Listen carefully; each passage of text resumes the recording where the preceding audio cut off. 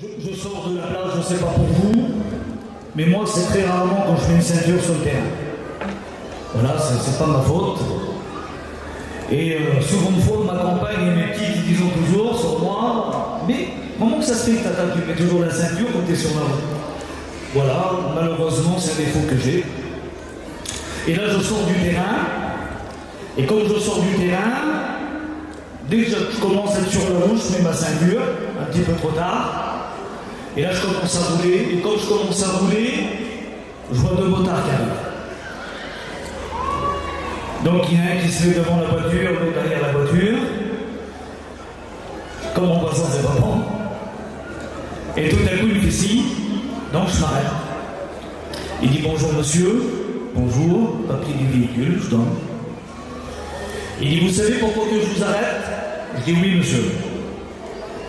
Je dis, j'ai mis ma ceinture quand j'étais sur la route un petit peu trop loin. Il dit, oui, monsieur, vous avez avec les jumeaux.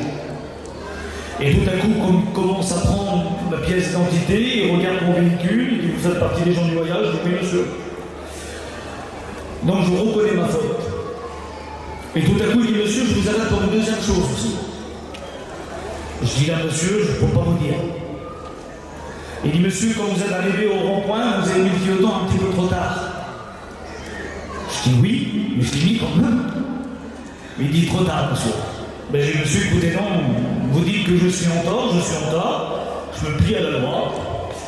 Il dit, monsieur, il y a deux options. Il dit, soit que vous avez bu, ou soit vous cachez quelque chose. Je dis, monsieur, j'ai pas bu, et je cache rien.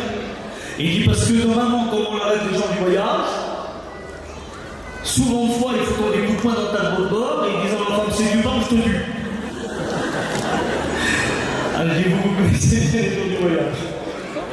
Alors il dit, monsieur, sortez du véhicule et soufflez. Je souffle. Rien. Rouvre le coffre de la voiture. Je rouvre le coffre de la voiture. Bon, il dit, monsieur, ça fait 2 PV. Tant de points.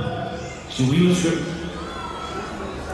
Il dit, je dis, monsieur, il y a une seule condition, je suis prêt à accepter les bébés, que je vous donne un cadeau.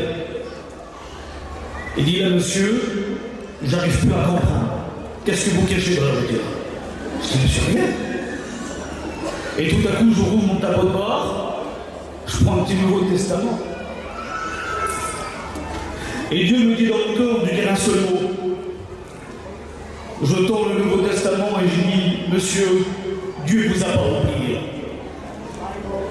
Et là, tout à coup, le motard qui est là, il enlève son casque. Il dit, monsieur, vous pouvez répéter les mots que vous avez dit? Je dis, monsieur, Dieu vous a pas oublié. Et là, il pleure. Mais il pleure. Et son collègue qui est à côté, il dit, qu'est-ce que t'as? Il dit, voilà, monsieur, je suis pas croyant. Mais il dit, j'ai une petite fille de 12 ans, qui est gravement malade. Il dit, hier soir, je suis sorti chez moi sur le balcon, j'ai regardé le ciel. Et tout à coup, j'ai dit, paraît-il qu'il y a un Dieu qui existe. Je ne sais pas prier, mais si tu existes, oublie pas la prière. Et moi, j'ai dit, Dieu nous a pas oublié. Et tout à coup, c'est une volonté du Seigneur. Et dans ce moment-là, il m'a amené chez lui. J'ai prié pour cette petite fille. Le monsieur aujourd'hui, c'est un chrétien. Il a accepté le Seigneur. Dieu l'a complètement guéri. Avec le Seigneur, il n'y a pas d'hasard. Il y a que